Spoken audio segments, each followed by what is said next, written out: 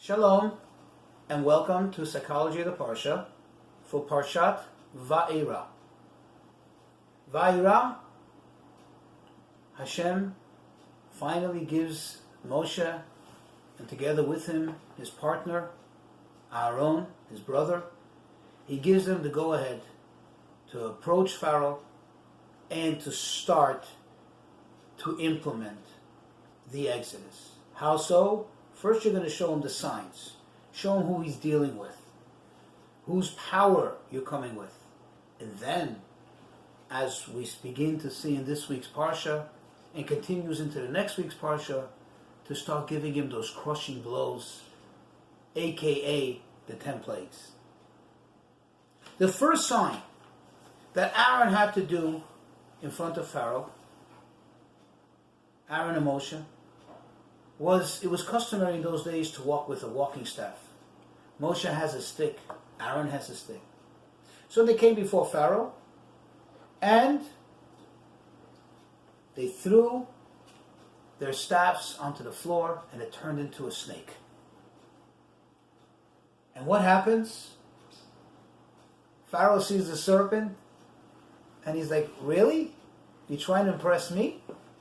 He calls all the sorcerers and says, guys, come over here, please. Throw your staffs down. And they did. And suddenly the entire palace floor is swarming with snakes. What happens? It says, Vayivla matei Aharon et matotam. The staff of Aaron swallowed all their staffs. Rashi explains that this is a miracle within a miracle. How so? It doesn't say that Aaron's snake swallowed the other snakes. That is natural.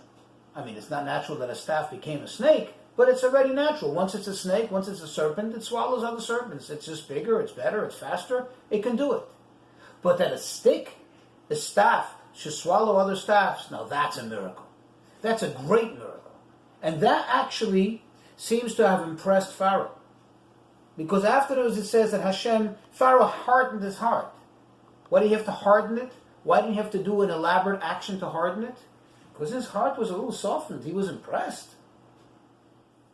Now, as we know, everything that appears in the Torah, every story, in fact, every detail of every story, it's not just there to amuse us or to give us some nice, interesting historical information. Rather, it's Torah. It is directive. It is instructions in how we should live our life. Of what value is this detail? As great as it is to impress us to how far Hashem went to take care of his people. But of what value is it to our lives? Right here, right now. Your life, my life. What value is it? The Rebbe has an amazing insight into this.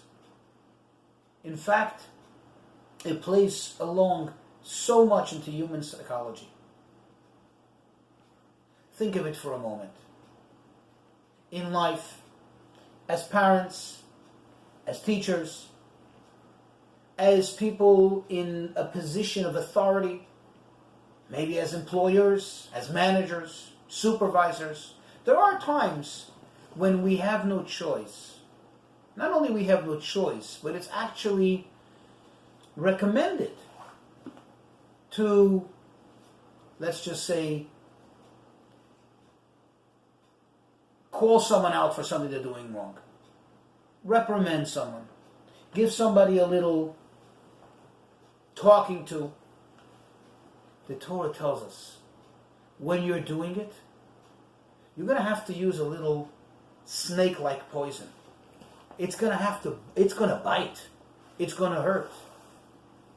But you should know, the proper approach for a Jew is that it should be matei Aharon.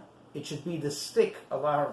Even when you need to use a stick, even when it needs to rip into someone, it needs to burn a little, but it's got to be the staff of Aaron.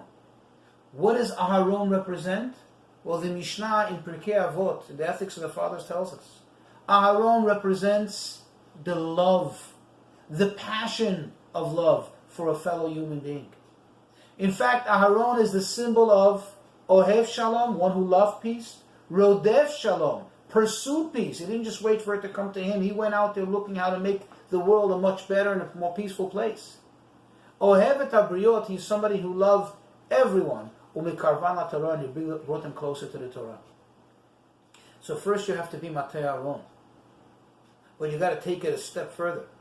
Not only does that snake need to come from the stick, from the staff of Aaron, it has to come from a place of love. But when you are implementing that reprimand, when you're implementing that musar, when you're actually talking the person out about what they did wrong, don't do it while it's still like a snake. Don't do it in a moment of anger, in a moment of passion, of the heat of a snake. Wait until it cools down a little bit. It becomes back a staff. A staff is dry. There's no passion in it. There's no life in it. Take that element of anger, that element of passion, that moment of being worked up. Take it out of it. Then you are assured that it's going to have the proper intended effect. And this is so amazing because we all find ourselves in situations where we're doing the right thing. We have not only absolute good intention, but what we're doing is correct and is right. But the ingredients that's going along with it, namely the anger, that excitement that's in us, that we got all worked up to, that ruins the whole stew. And that's what the Torah is teaching us. Shalom.